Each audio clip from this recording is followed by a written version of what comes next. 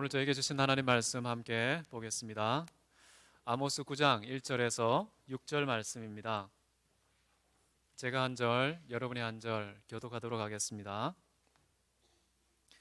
내가 보니 주께서 제단 곁에 서서 이르시되 기둥머리를 쳐서 문지방이 움직이게 하며 그것으로 부서져서 무리의 머리에 떨어지게 하라. 내가 그 남은 자를 칼로 죽이리니 그 중에서 한 사람도 도망하지 못하며 그 중에서 한 사람도 피하지 못하리라.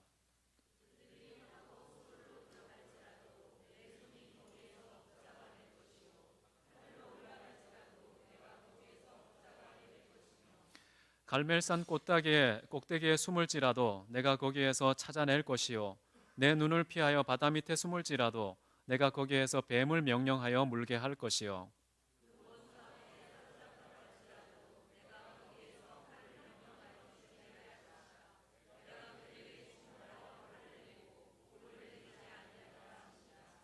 주 만군의 여호와는 땅을 만져 녹게 하사 거기 거주하는 자가 애통하게 하시며 그 온 땅이 강에 넘침같이 솟아오르며 애굽 강같이 낮아지게 하시는 이요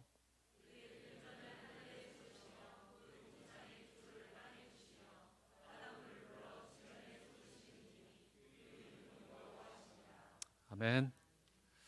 오늘은 제단 환상이라는 제목으로 하나님 말씀 함께 나누겠습니다. 드디어 아모스가 거의 끝나가고 있습니다. 앞으로 2주만 더 하면 끝나게 되고요. 그 다음 회개년도부터는 또 다른 말씀으로 함께 나누도록 하겠습니다. 오늘 소개되는 내용은 5번째 마지막 환상 이야기가 되겠습니다.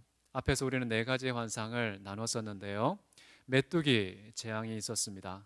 불의 재앙이 있었습니다. 다림줄 환상이 있었고요. 여름 과일, 이스라엘 백성들의 끝이라는 그런 이야기가 소개된 다음에 오늘 마지막 끝에 끝이라고 할 수 있는 마지막 환상, 그것은 바로 성전과 관계되어 있다는 것을 확인할 수가 있습니다. 지금까지 여러 환상을 통해서 하나님께서 어떤 재앙을, 어떤 심판을 내리실까 우리에게 다 말씀해 주셨는데요. 그 모든 것의 원인은 도대체 무엇일까? 그 심판의 마지막 종착지는 또 어디일까? 성전이라는 것입니다. 성전이 심판의 원흉이었고 심판의 끝은 결국 성전에 가게 된다는 것입니다. 하나님의 백성들이 왜 심판을 받는가? 결국에는 하나님과 관계를 맺는 그 성전에서의 문제라는 사실. 언제 그 문제가 풀리는가? 성전에서 해소될 수 있다는 그런 내용을 우리는 확인할 수가 있겠습니다. 여러분, 제단이 속해 있는 그 성전은 바로 하나님과 만나고 하나님과 교제를 나누며 가장 거룩하고 아름답고 가장 축복되고 영광스러운 그런 장소가 바로 성전이라고 할 수 있는데, 심판의 재앙이 집행되는 마지막 장소라는 사실이 참으로 끔찍한 그런 뜻을 가지고 있는 것이죠. 이것을 우리가 만약에 좀 유추를 한다면 교회에 출석하고 예배에 참석한다는 것이 궁극적인 축복을 보증하는 것은 아닐 수도 있겠구나. 어쩌면은 이곳에서 드려지는 예배의 잘못됨 때문에 재앙이 말 수도 있고, 어쩌면 이 성전 자체가 재앙의 도구로 쓰임 받을 수도 있겠구나 라는 그런 것을 염두에 두면서 과연 우리의 예배는 건강한지, 이 교회에서 공동체를 이루어서 하나님을 섬기고 하나님을 예배하는 것은 온전한 것인지 한번 돌아보는 시간 되기를 바라고요. 나아가서 이 본문을 통해서 우리는 어떠한 기독교 세계관을 가져야 하고 온 세상에 대해서 가진 책임감의 무게는 얼마나 큰 것인지도 한번 가늠해 보는 예배가 되시기를 바랍니다. 1절입니다. 내가 보니 주께서 제단 곁에 서서 이르시되, 제단 곁에 서 계신 하나님, 그 하나님께서 입을 열어서 심판의 판결을 선언하고 계십니다. 그 선언하는 내용이 기둥머리를 쳐서 문지방이 무너지게 하며 그것으로 부서져서 무리의 머리에 떨어지게 하라. 제단이 있는 곳은 분명히 성전일 것입니다. 그런데 그 성전에 아주 큰 기둥, 그 기둥머리를 치게 되면 어떻게 됩니까? 문지방이 무너지면서 지붕 전체가 와르르 무너지게 되겠죠. 그러면 그곳에서 예배를 집례하고 예배에 참석했던 모든 사람들은 아마 깔려 죽을 것입니다. 우리가 충분히 상상할 수 있는 것인데요. 그 남은 자도 칼로 죽임을 당하여서 한 사람도 도망가거나 피하지 못하게 된다. 아주 끔찍한 재앙의 내용이 여기에서 소개되고 있습니다. 당시에 많은 사람들은요, 성전에서 제사를 잘 드리고 있으면 우리는 안전할 거야 라고 생각을 했습니다. 우리가 그 제단에서 짐승을 잡아서 제사를 드리고 있는 한 우리의 신분은 보장될 것이고 우리 신변은 문제가 없을 것이라고 확신을 하고 있었던 것이죠.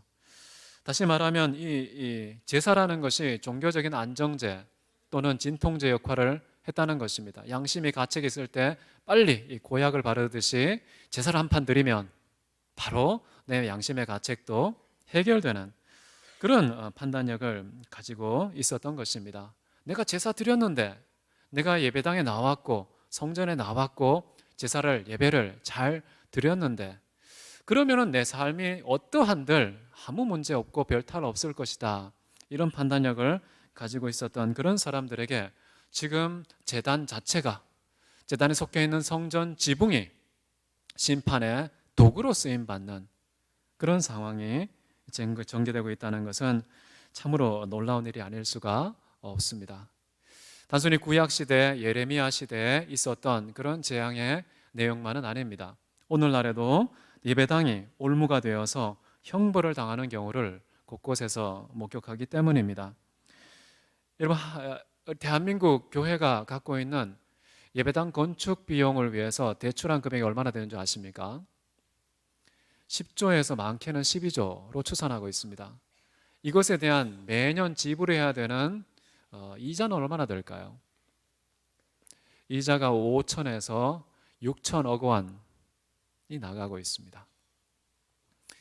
한 해에 우리가 얼마나 많은 빚을 졌고 얼마나 많은 이자 비용을 지불하고 있는지 생각하면은 예배당을 지은 것이 오히려 우리에게 재앙이 되고 있지는 않은지. 예배당을 짓기 위해서 많은 사람들이 땅 문서, 집 문서 뭐 다 팔아서 하나님께 바칩니다. 참으로 귀한 일이죠. 그런데 종교 사기꾼을 만나서 집을 다 집어넣었는데도 그것을 다 빼앗기고 결국은 길거리에 놔앉는 그런 끔찍한 일을 당하는 경우들도 오늘날 많이 볼 수가 있습니다. 성직자의 자리에 있다, 내가 교회에 출석하고 있다, 이것이 여러분 안식처가 아닙니다. 이것이 우리를 숨겨주는 도피처가 아닙니다. 우리가 숨을 수 있는 그 피난처가 되지 못한다는 것이죠. 오늘날 교회의 건축 헌금 명분으로 수많은 사람들이 재산을 잃습니다. 가난한 성도님들의 정말 몇 푼 안 되는 그 재산의 먼지까지 털어가는 그런 일들이 오늘날 교회에서 일어나고 있지는 않은지. 종교개혁 시대에 루터가 95개조 반박문을 성당 문 앞에 박아놓지 않았습니까? 그게 굉장히 중요한 내용, 아주 핵심적인 내용 중에 하나가 뭔 줄 아십니까?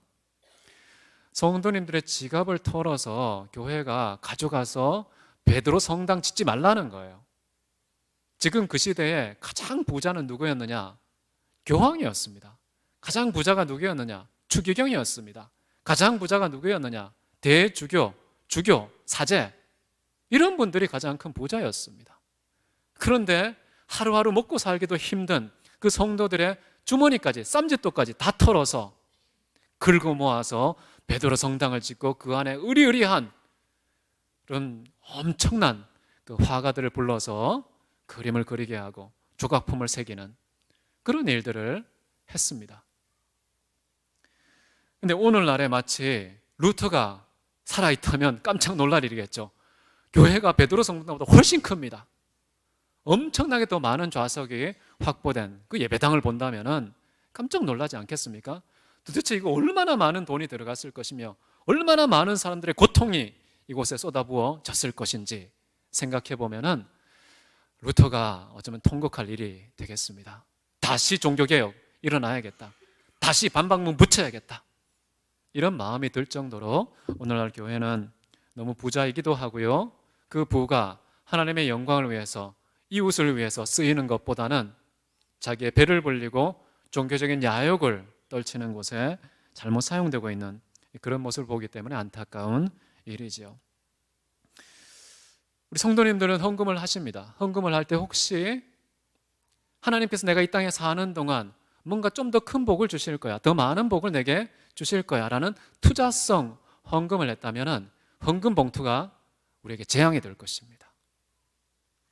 그것이 무너져서 우리의 마음이 다 무너지게 되는 그런 결과가 초래될 수 있다는 것이죠.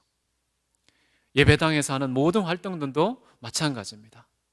이 활동들 때문에 부모에게 효도하지 못하고요, 이런 활동들 때문에 내가 속한 공동체에서 빛을 발하지 못하고요, 가난하고 연약하고 비천한 사람들을 돌보지 못한다면, 그렇다면 교회 활동 자체가 여러분에게 재앙이 될 것입니다. 우리는 교회 안에서 이루어지는 것이면 다 성결하다고 생각하기 쉬운데요, 오늘날 교회의 모습은 교회 안에서 가장 끔찍한 경제적인 범죄가 일어나고 있고요, 가장 끔찍한 정치적인 음모가 꾸며지고 있고요, 가장 끔찍한 그런 도덕적인 문제가 발생되고 있다는 사실. 교회가 안전한 것이 아닙니다. 왜 하나님께서는 이 마지막 5번째 환상을 이 제단 섭에 서신 예수님을, 하나님을 보여주십니까? 제단 옆에서 심판의 판결문을 낭독하시는 그 하나님의 이야기가 왜 이 마지막 끝자락에 환상의 내용으로 등장하는 것일까요? 그것을 우리가 깊이 생각해 볼 일입니다. 제단의 지붕이 무너져서요, 모든 사람이 거의 다 죽습니다. 그런데도 간신히 혹시라도 살아남은 사람이 있다면 그런 사람들에 대한 후속적인 심판이 따르는데, 이렇게 말하죠. 내가 그 남은 자를 칼로 죽이리니 한 사람도 도망치거나 피하지 못할 것이다. 여기서 보면은 칼로 죽인다는 것의 주체가 하나님 자신으로 되어 있습니다. 내가 하겠다, 내가 심판의 칼 친히 뽑겠다라고 말씀을 하시는 것이죠. 세상 사람들 다 속이고 사회 법망을 다 피해서 아무런 제재를 받지 않는 그런 사람이라 할지라도요, 하나님께서 친히 심판과 재앙의 칼을 뽑으셔서 응징해 주신다는 뜻입니다. 한 사람도 하나님의 공의로운 심판을 비껴가거나 도망가거나 피할 수 없다는 말씀인 것이죠. 우리 혹시 아직도 들키지 않았습니까? 아직까지는 사회에서 어떤 어려움 당하고 있지 않습니까? 그러나 심판의 궁극적인 주체가 하나님 되신다는 사실, 하나님의 친히 주어가 되셔서 칼을 뽑겠다라는 말씀은 가장 무서운 심판의 내용이 될 것입니다. 여러분, 출애굽기 33장 2절에 20절에 보시면 이런 말씀이 나옵니다. 내가 내 얼굴을 보지 못하리니 나를 보고 살 자가 없음이니라. 하나님은요, 얼굴만 쳐다보는 것 자체가 심판의 내용이 될 수 있는 심히 무섭고 두려우신 분입니다. 근데 그분이 칼까지 뽑으시면 어떻게 될까요? 그분이 친히 심판의 집행자가 되신다는 것은 가장 무서운 심판이 또 임한다는 것을 볼 수가 있겠습니다. 자, 이렇게 어떻게 건물에 불과한 성전에서 제단의 제사만 드리면 아무런 문제가 없을 것이라고 생각한 그 이스라엘 백성에 대해 철저한 심판이 내려졌는데요, 저는 이런 심판, 혹시 한 사람이라도 살아남으면 그 사람도 하나님께서 친히 심판하신다라는 말씀을 보면서 예수님 당시에 세워졌던 그 헤롯 성전, 예루살렘에 세워진 헤롯 성전 이야기가 생각납니다. 어떤 말씀이 기록되어 있죠? 네가 이 성전을 헐라, 돌 위에 돌 하나도 남지 않을 것이다. 예수님 당시에요, 그 헤롯 성전이 완공되지 않았었습니다. 지금 거의 완성되어 가고 있는 중이었습니다. 무려 20년 넘게 진행된 일이었고요, 또 예수님이 살아계신 동안에도 완공이 안 됐습니다. 지금 잔뜩 세워지고 흥분되어 있고 기쁨에 차 있는 그 성전을 헐라고 말하고 돌 위에 돌 하나도 남지 않겠다라고 말하니까 주변 사람들이 어떻게 반응하겠습니까? 저놈 미쳤구나, 돌팔이구나, 이 종교적인 돌팔이로 몰아가면서 오히려 그 사람에 대해서 하나님에게 불경을 저지른 사람으로 심판을 받아 마땅한 그런 사람으로 결국 십자가에 처형하지 않습니까? 근데 진짜 심판의 대상은 누구였습니까?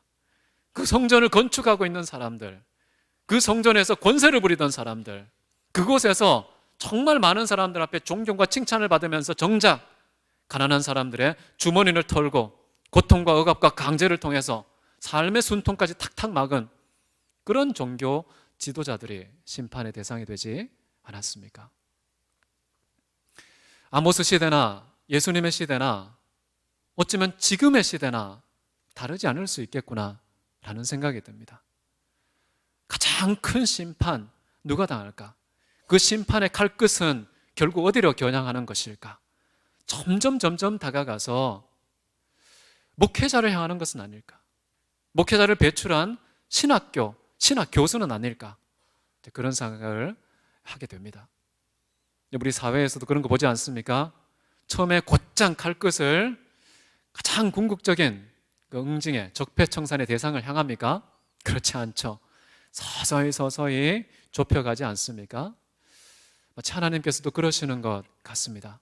처음에는 메뚜기 재앙을 통해서 우리가 먹고 사는 양식을 다 태우는 일이 있고요, 불이 있어서 바다와 토양을 다 태우는 그 양식의 근본이라고 할 수 있는 그런 것까지 다 무너지게 되고요, 다림줄을 통해서 사회적인 불의, 불법 그런 것에 대해서 아주 강력하게 응징을 행하시고요, 이 여름 과일을 통해서 이스라엘 백성들의 운명의 끝에 도달했다, 이제 너희들 끝났다고 선언한 동시에 그 끝의 끝으로서 성전까지 다가오는 하나님의 그 심판의 칼끝, 그것이 느껴지지 않습니까? 우리도 마찬가지입니다. 우리 개인도 그렇고요, 교회도 마찬가지입니다. 서서히 하나님께서는 아주 간접적인 징조를 보이시다가요, 결국 직접적인 메시지로 하나님께서 말씀을 하시고, 그래도 듣지 않으면은 하나님께서 심판하게 되는 것이죠. 그런 일이 오기 전까지 빨리 돌이켜서 하나님께 나아가면 좋겠습니다. 아무리 교회에서 화려한 신앙생활 하더라도요, 만약에 하나님 앞에 정말 그분을 사랑하고 경외하고 그 말씀에 삶 속에서 순종하지 않는다면 아무리 종교적인 장신구가 화려해도요, 하나님은 심판하신다는 사실 믿으시기 바랍니다. 예수님께서 이스라엘 백성들 향해서 가장 큰 심판의 내용 중에 하나가 뭐였냐면요, 너희가 입술로는, 성전의 모양으로는, 예배의 형식으로는 나를 존경하되 마음은, 중심은, 너희의 영혼은 내게서 멀도다 라는 그런 판결을 내리면서 이스라엘 백성들의 문제점을 지적하신 적이 있죠. 2절을 한번 보십시오. 그들이 파고 스올로 들어갈지라도 그 손이 거기에서 붙잡아낼 것이요, 하늘로 올라갈지라도 내가 거기에서 붙잡아 내릴 것이며. 여러분, 히브리 세계관 속에서요, 이 하늘이라는 것은 가장 높은 곳을 말합니다. 스올이라는 것은 가장 낮은 곳이라고 표현할 수가 있겠습니다. 자, 스올로 들어갈지라도 하나님의 심판의 손은 거기에 미칠 것이다. 가장 낮은 곳, 가장 사람들이 찾기 어려운 그런 곳에 숨어 있더라도 하나님의 공의로운 심판이 따라갈 것이다 라고 말합니다. 스올은요, 무덤을 뜻하기도 합니다. 죽음 이후의 세계를 뜻하기도 합니다. 너희가 죽을지라도, 죽음 너머의 세계로 가더라도 그까지 하나님의 공의는 따라갈 것이라는 겁니다. 그 공의로운 심판은 결코 완성되고 말 것이다, 이런 말씀이라고 볼 수가 있겠는데요, 이것을 조금 은유적으로 생각한다면 우리가 아무리 사회적인 멸시와 천대를 받아서 이 사회에서 존재감의 밑바닥을 치는 그런 상황까지 내려간다고 할지라도요, 여전히 거기에서도 하나님의 공의는 또 이루어질 것이다. 이미 공의가 이루어졌다고 생각할 수 있습니다. 나는 이미 사회에서 가장 천대받는, 무시당하는 그런 가난하고 연약하고 비천한 사람이 이라 할지라도요, 그럼에도 불구하고 하나님의 공의가 성취될 때까지 그곳에서도 하나님의 심판과 재앙은 이루어질 것이다 얘기합니다. 여러분, 신명기 1장에 보면요, 모세가 이런 얘기를 하죠. 이 모든 재판, 심판은 하나님께 속한 것이니 너희는 사람을 외모로 판단하지 말라. 귀, 천을 막론하고 동등하게 듣고 판결하라 라는 말씀이 나옵니다. 아무리 귀한 사람도 두려워하지 말라는 겁니다. 아무리 천한 사람도 너무 봐주지 말라는 것입니다. 귀천을 막론하고 하나님의 공의로운 잣대를 대서 하나님의 심판이 공의롭게 집행될 수 있도록 준행하라고 말씀하고 있죠. 그런 것처럼 하나님도요, 친히 그렇게 집행하시는 분입니다. 그분이 원래 그러세요. 가난하다고 봐주시는 게 아닙니다. 사회적인 천대를 받는다고 해서 봐주시는 것이 아닙니다. 무덤 밑에까지 내려가는 그런 가장 밑에 처한 신분과 삶을 산다고 할지라도요, 하나님의 심판이 거기에 있다는 것이죠. 그 다음 보시면 하늘이 나옵니다. 하늘이라는 것은 하나님의 눈에서 가장 멀리 도망간 그런 영역이라고도 볼 수 있겠지요. 그러나 그곳에 갈지라도 하나님의 심판은 반드시 따라간다는 것입니다. 아무리 세상 사람들이 칭찬과 존경을 하는 가장 높은 자리에 오른다고 할지라도요, 하나님이 보실 때에는 하나님의 기준을 따라서는 심판의 대상일 수 있다.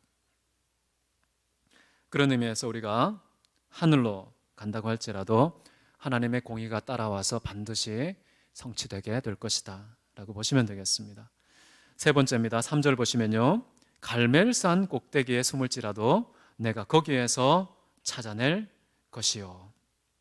여러분, 갈멜산 그러면 해발 600m, 아주 높은 산이라고 볼 수 있는데요, 특징이 뭐냐면요, 무려 동굴이 한 1000여 개가 있습니다. 올라가는 길도요, 얼마나 꼬불꼬불한지 그 추적하기가 상당히 어렵습니다. 그 동굴이 굉장히 조그마해서요, 한 사람이 겨우 들어갈 수 있는 곳입니다. 들어가면 동굴 안에는 10발짝만 가도 사람을 알아볼 수가 없고요, 소리만 겨우 들을 수 있는 아주 숨기 좋은 그런 은시처, 피난처, 도망자에게 최고의 장소가 갈멜산이라고 얘기를 합니다. 그런데 그렇게 꽁꽁 숨어서 사람이 도무지 추적하지 못하고 항복할지라도 하나님만큼은 찾아내셔서 하나님의 정의의 심판이 이루어지게 하겠다라고 말씀하고 있는 것이죠. 그 다음 보시면요, 내 눈을 피하여서 바다 밑에 숨을지라도 내가 거기에서 뱀을 명령하여 물게 할 것이요. 여러분, 그때 당시에 잠수함이 없었습니다. 그래서 바다 밑으로 가기가 어렵습니다. 다시 말하면 인간의 능력 그 이상의 행동과 역사가 일어난다고 할지라도, 심지어 물속에 자기 존재를 숨긴다고 할지라도, 그럼에도 불구하고 하나님께서는 그곳에서 심판의 도구로 물괴물, 바다괴물, 바다뱀 동원하셔서 반드시 하나님의 심판을 이룰 것이다 라는 것입니다. 자, 지금 네 가지를 다 했습니다. 하늘과 스월과 바다와 산, 인간이 숨을 수 있는 모든 공간을 다 언급했습니다. 그 어떤 곳에서 자기의 존재를 숨긴다고 할지라도 하나님께서는 반드시 심판하신다. 너무 무섭지 않습니까? 하나님은 천지에 충만하신 분입니다. 우리가 그분으로부터 피할 수 있는 것은 이 세상에 존재하지 않습니다. 하나님이 이렇게 상천하지 모든 곳에 다 편재해 계신다는 사실이 이 사람들의 종류에 따라서 전혀 다르게 다가오는데요, 악을 행하는 자, 하나님을 떠난 자에게는 참으로 끔찍한 일입니다. 그런데요, 하나님을 사랑하고 하나님을 신뢰하는 자에게는 최고의 위로와 평강의 근거가 된다는 것입니다. 여러분, 시편에 보면요, 139편 7절에서 10절까지 우리 한 목소리를 한번 읽어보도록 하겠습니다. 시작. 내가 주의 영을 떠나 어디로 가며 주의 앞에서 어디로 피하리이까? 내가 하늘에 올라갈지라도 거기 계시며 스월에 내 자리를 펼지라도 거기 계시니이다. 내가 새벽 날개를 치며 바다 끝에 가서 거주할지라도 거기서도 주의 손이 나를 인도하시며 주의 오른손이 나를 붙드시리이다. 하나님 싫은 사람은 정말 지독하게 고통스러운 사실이 하나님의 편재입니다. 무소부재하심, 모든 곳에 충만하심. 그러나 하나님을 신뢰하고 하나님을 믿는 자는요, 온 세상이 절망으로 가득 차고 사방이 캄캄함으로 우겨싼다고 할지라도, 그런 캄캄한 죽음의 골짜기 속에서도요, 하나님께서 인도해 주신다는 것, 지키고 보호해 주신다는 것, 이것이 우리에게는 위로인 것이죠. 살다 보면은 우리의 삶이 도무지 인간의 능력으로는 해결하지 못하는 절망적인 일들이 일어나지 않습니까? 사람들이 살면서 한두 번은 있습니다. 하나님의 메시지죠. 하나님만의 유일한 소망인 상황이 우리에게 주어졌을 때 바로 하나님이 우리를 회복시키시고 이 세상이 주지 못한 하늘의 것을 소망하라고 우리에게 가르침을 주시는 그런 교육의 현장이 바로 절망이라는 것입니다. 절망. 그런데 이 다윗은요, 그것을 깨달은 것입니다. 내가 사망의 음침한 골짜기를 다닌다고 할지라도 내가 기뻐할 것은 주께서 지팡이와 막대기로 나를 안위하시고 인도하시고 보호해 주시기 때문이다 라는 것입니다. 여러분, 큰 어려움 계십니까? 하나님이 신뢰하십시오. 주님만의 유일한 안식처, 피난처가 되심을 믿으시기 바랍니다. 제 친구에게 들은 판사 이야기가 있는데요, 이 판사는 어떤 판결, 유죄 판결을 내린 다음에 감옥에 수감된 사람들이 그 형이 끝나면 꼭 보복을 한답니다. 얼마나 무서운지 모른대요. 잠을 못 잔대요. 근데 오늘 하루는 잠을 자고 있는데 갑자기 부스럭 소리가 나서 눈을 떴더니 도끼를 들고, 죄송합니다, 마이크를 들지 않고 도끼를 들고 찍으려고 하는 거예요. 그래서 깜짝 놀라서 왜 그러냐고, 내가 감옥에서 너를 잡아 죽이려고 이빨을 갈았다 라고 하면서 도끼를 찍으려고 하는데 차마 그 판사에게 경고만 하고요, 실제로 찍지는 않았습니다. 이런 일을 당한 다음에 그 판사께서요, 내가 이제 한국에서는 못 살겠다 라고 생각해서 미국에서 가장 아름다운 해변이 있는 오렌지 카운티로 갔습니다. 그 오렌지 카운티에 가서 정말 평안하게 안전하게 여기는 진짜 행복한 곳이구나 라고 사는데 산불을 만났습니다. 산불을 만났는데, 여러분, 캘리포니아가요 산불로 유명한 곳입니다. 여러분, 지난 8월 달에도요 역대급 산불이 일어나서 심지어 한 1000 가구들을 다 불태워버렸습니다. 손을 쓸 수 없는 그런 산불이 일어나가지고 여기도 살 곳이 못 되는구나. 그래서 미국 지역에서요 가장 안전한 곳, 범죄율이 가장 낮은 곳이 브루클린이라는 곳이 있습니다.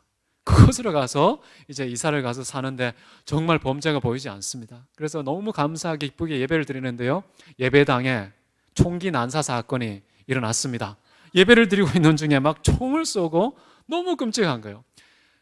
이렇게 브루클린, 미국에서 가장 안전한 곳이라고 2010년도에 발표한 곳이거든요.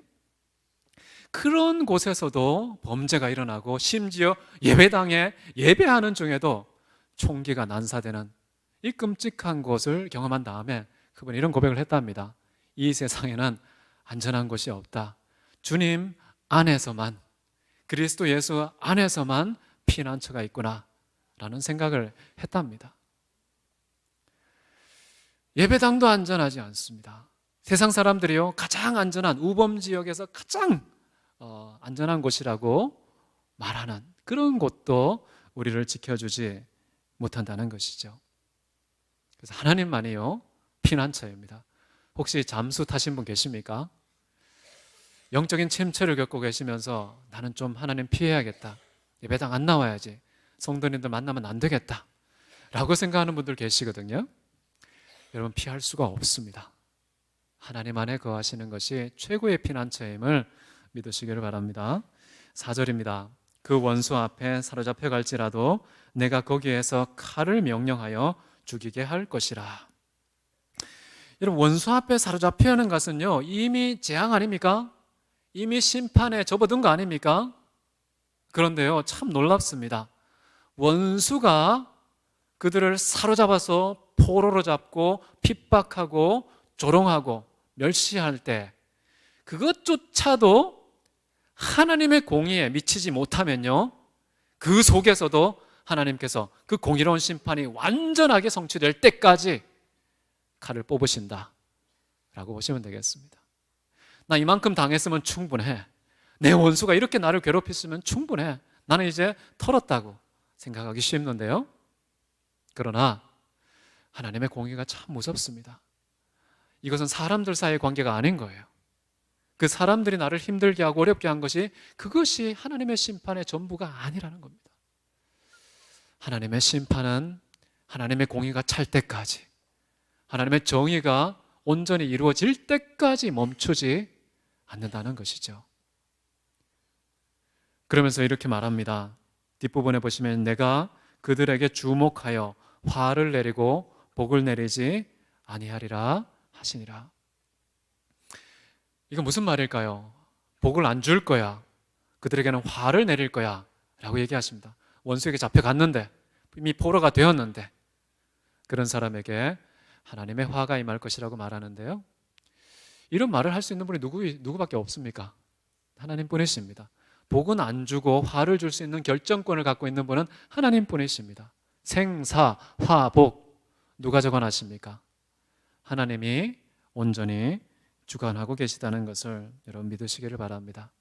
이 세상의 그 어떤 사람도, 어떤 환경도, 어떤 사건도 하나님이 우리에게 주고자 하는 복을요 폐하거나 소멸하거나 축소시키지 못합니다. 하나님은 복의 주관자가 되시거든요. 그리고 동시에 이 세상의 그 어떤 것도요 하나님께서 우리에게 내리고자 하는 그 화를 없애거나 축소시키지 못한다는 것입니다. 생사화복의 주관자는 하나님이시기 때문에요, 그분의 때에 그분이 원하시는 공의의 분량만큼 복을 내리기도 하시고 화를 내기도 한다는 것입니다. 그 외 다른 요소에 여러분 절절 매지 마십시오. 다른 어떤 요소에 매여서 살지 마십시오. 생사화복의 주관자인 하나님만 믿고 그분에 매여 사는 저 여러분 되시기를 바랍니다. 예레미야 선지자가 10장 5절에 이렇게 얘기합니다. 우상이 둥근 기둥 같아서 말도 못하며 걸어 다니지도 못하므로 사람이 매야 하느니라. 그것이 그들에게 화를 주거나 복을 주지 못하나니 너희는 두려워하지 말라. 이 세상에 돈이라는 우상, 건강이라는 우상, 병원이라는 우상, 여러 가지 많은 이 땅에 있는 요소들은요 결코 화도 주지 못하고요 복도 주지 못합니다. 도구로 쓰이기는 하죠. 수단으로 쓰임 받기는 합니다. 그러나 그것을 주관하는 분이 하나님이라는 사실을 결코 놓쳐서는 안 되겠죠. 욥은 동시에 이렇게 말합니다. 욥기 2장 10절인데 같이 한번 읽습니다. 시작. 우리가 하나님께 복을 받았은즉 화도 받지 아니하겠느냐 하고 이 모든 일에 욥이 입술로 범죄하지 아니하니라. 생사화복이 모두 하나님의 손에 달린 것이기 때문에요, 하나님과의 관계가 생사화복의 본질이라는 걸 믿으시기 바랍니다. 이 심판의 마지막 장면, 이 5번째 환상, 그 환상에서 보이신 것은요 제단이었습니다. 제단이 머물러 있는 성전에서 이루어진 일입니다. 다시 말하면 하나님과의 관계가 틀어지면 그 성전이 심판의 원흉이 되는 것이고요, 심판의 마지막 희생물이 된다는 것입니다. 그것을 지금 아모스를 통해서 지금 하나님께서 우리에게 가르쳐주고 있다는 것이죠. 저는 그래서요 역사에서 어떤 민족과 나라에서요 교회가 중요하다고 생각합니다. 만약 나라와 민족에게 어려움이 있다, 정말 상상할 수 없는 부패와 타락이 있다, 우리는 어디를 주목하면 될까요? 물론 그 사회적인 문제 수습해야죠. 열심히 노력하고 땀 흘려서 해결해야 됩니다. 그런데 결국에는 그 해결의 끝자락에 누가 있느냐? 교회의 부패가 있습니다. 교회의 타락이 있습니다. 그것을 수습하지 않으면요 이 세상에 소망이 있겠습니까? 성전이 깨끗하게 회복되지 않으면 어떻게 이 세상의 소망과 기쁨과 행복을 기대할 수 있겠습니까? 좀 더 나아간다면요 목회자가 참 중요합니다. 목회자가 하나님 앞에서 두렵고 떨림으로 하나님 말씀을 있는 그대로 선포하지 않고 귀에 달콤하게 돈벌이가 되도록, 그냥 덩치가 커지도록, 헌금 액수가 키워지도록 설교하고 목회를 한다면 하나님께서 그 설교 강단부터 썩어서 부패해서요 하나님께서 심판하실 겁니다. 성도들도 고통당하게 될 것이고요, 고스란히 이 예배 드린다는 것이, 교회에 출석한다는 것이 재앙이 되는 그 원흉의 끝에 목회자가 있다는 사실 생각하게 됩니다. 그래서 정말 두렵고 떨리고요, 동시에 우리는 희망도 붙들 수가 있습니다. 세상이 아무리 흉흉해도요 만약에 이 예배당에서 우리가 하나님께 엎드리면 회복될 수 있다는 것입니다. 여러분, 교회는요, 이 세상에 대해서 성직자입니다. 목회자입니다. 제사장 나라입니다. 그런 교회가 하나님 앞에 관계를 올바르게 정립하고 하나님을 경외하고 그 말씀을 지켜 준행할 때에 우리의 복만이 아니라요, 온 세상에 하나님의 영광스러운 보력이 철철 넘칠 것입니다. 내가 속한 공동체에요, 회복이 일어날 것입니다. 가정과 교회와 직장과 일터, 학교까지 다 치유되고 회복되는 것이 그 믿음의 사람, 하나님의 제사장들, 그 제사장 나라 된 여러분 개개인이 하나님과 올바른 관계를 정립하면 우리에게 주어지는 축복일 것입니다. 화를 내리지 않고 복을 내리리라. 하나님께서 그렇게 판단하실 것입니다. 그럼 창세기 12장 3절 말씀 함께 읽고 마치겠습니다. 같이 읽습니다. 시작. 땅의 모든 족속이 너로 말미암아 복을 얻을 것이라 하신지라. 하나님은요, 복을 받기를 원하십니다. 태초부터 지금까지요, 복을 주기를 원하십니다. 창세기 1장부터 복을 주시며 가라사대 지금도 마찬가지입니다. 너희에게 복이 있기를 원한다. 너희를 통하여서 온 세상과 열방이 복이 있기를 원한다 라고 말씀하고 계시지요. 그런데 우리가 화의 근원이 되면 되겠습니까? 심판의 원흉이 되면 되겠습니까? 우리 가정에서요, 나 때문에 온 집안이 복을 받는 축복이 임하기를 바랍니다. 나 때문에 내가 속한 일터가 하나님의 축복의 대상이 되시기를 바랍니다. 나 때문에 내가 속해 있는 이 교회가 하나님의 진리로 주의 사랑으로 흥왕케 되시기를 바랍니다. 우리가 이곳에 있기 때문에 전주 지역이, 한반도가 새로워지고 놀라운 희망 속에서 기쁨과 설레임으로 하나님을 바라볼 수 있게 되는 축복이 우리를 통해 임하기를 바랍니다. 이 시간 우리 다 함께 기도하시겠습니다. 이 시간은 기도할 때요, 하나님, 제가 주님과의 관계에 있어 하나님을 경외하고 그 말씀을 준행하고 있는지요? 나 때문에 나를 비롯하여서 주변에 있는 많은 사람들이 화를 당하고 있지는 않은지요? 복의 통로가 되기를 원합니다. 하나님의 복의 수혜자도 되기를 원합니다. 주님과의 건강하고 올바른 관계 맺게 해 주옵소서. 혹시 우리 마음속에 범죄함이 있습니까? 이 시간 예배에 하나님 앞에 상하고 통회함을 받으시는 그 하나님 앞에 회개하고 자복하고 하나님의 긍휼과 사랑, 치유와 회복을 구하는 기도를 우리 다 같이 한 목소리로 드리도록 하겠습니다. 사랑이 많으신 하나님 아버지, 존귀하신 아버지 하나님, 우리가 주께 범죄했나이다. 부끄러운 짓을 했나이다. 하나님 말씀을 온전히 순종하지 않고 아버지의 뜻을 거슬렀나이다. 용서해 주옵소서. 진실로 우리 아버지 하나님 앞에 정직한 자가 되게 도와주시고 하나님의 긍휼과 자비를 입은 자가 되게 도와주시며 나 때문에 내가 속한 공동체가 치유되고 회복되게 도와주시며 교회 때문에 나라와 민족이 회복되고 치유되게 도와주시옵소서. 크신 우리 아버지 하나님께서 함께 하셔서 주님의 귀한 사랑과 은혜가 넘쳐날 수 있도록 아버지 도우시고 인도해 주시옵소서. 죽어가는 나라와 민족, 하나님께서 소생케 하는 그 축복의 통로가 교회이도록 주님께서 회복시켜 주시고 다시금 재건하여 주시기를 원합니다. 아버지 도우시옵소서.